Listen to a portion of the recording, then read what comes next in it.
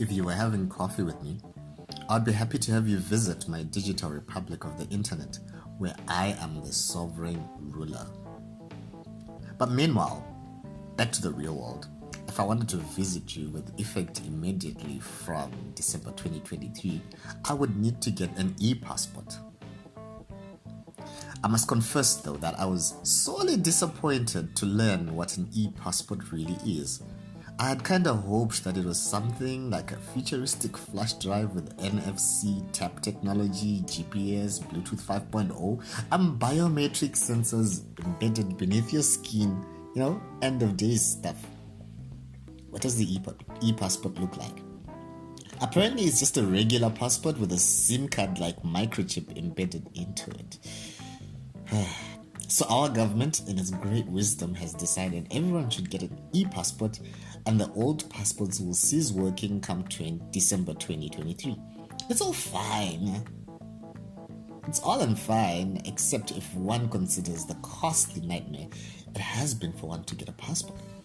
How about the fact that there's been a crazy backlog of passports? Will they now be able to handle a new demand of sophisticated passports? Not to mention, we still have massive electricity challenges. I can already imagine being stuck in immigration because the system is down. I've been stranded at a toll gate before because the e-payment system wasn't working and we did not have cash to make the payment. So that fear is kind of real and valid. If you were having coffee with me, I'll tell you that I have a friend who was super excited to collect their passport just a fortnight ago and was super happy they wouldn't have to worry about passport blues for the next 10 years. And now, how about that? Just like that, them and me with my soon-to-expire passport are suddenly in the same boat. A part of me is like, at least I hadn't gotten a replacement passport yet, because I would be super annoyed right about now if I woke to the news I suddenly needed to get a new passport. And of course, the price for regular passport has gone up from $50 to $100. It would cost more to have the microchip embedded, of course.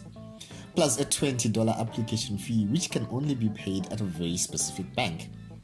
I wouldn't blame any of the conspiracy theorists who think there is some money-making venture by the government. I mean, why single out a specific bank which isn't even wholly government owned? Sure, the government has 21.05% stake in it. But, what do I know? Shall I pour you another cuppa? Fun fact, apparently our late former president also unveiled an e-passport project way back in 2016. Why didn't we implement it back then? Oh yeah, I guess things got tied up with, removing the criminals who were surrounding the former president just before his retirement. Can you believe it's a few days to Christmas and I can't say I feel any of the Christmas cheer? I know that the older people get, the less they care for the holidays, but now it seems more like the whole Christmas spirit is just fast eroding, especially between COVID, Omicron, lockdown, and economic meltdown. The last time I was in the city of Harare, they hadn't done their Christmas lights lighting ceremony, let alone put up the Christmas lights in the CBD streets. If you're having coffee with me, I'll tell you that, speaking of lockdown, my neighbor's chickens have not been following social distancing protocol, and I'm of half a mind to sanitize them with hot water and then quarantine them in our fridge. Perhaps that might put me in a holiday spirit. If anyone asks, we can tell my neighbor that I will be replacing their chickens with eco-friendly e-chickens. I learned from the best. Oh, while we're on e-thingies, what do you think of having a QR code on the headstone of you or your loved one's grave? The idea of someone scanning my headstone and getting links to my blog has a certain appeal to it. An e-grave, anyone? Anyway, do our graves really matter?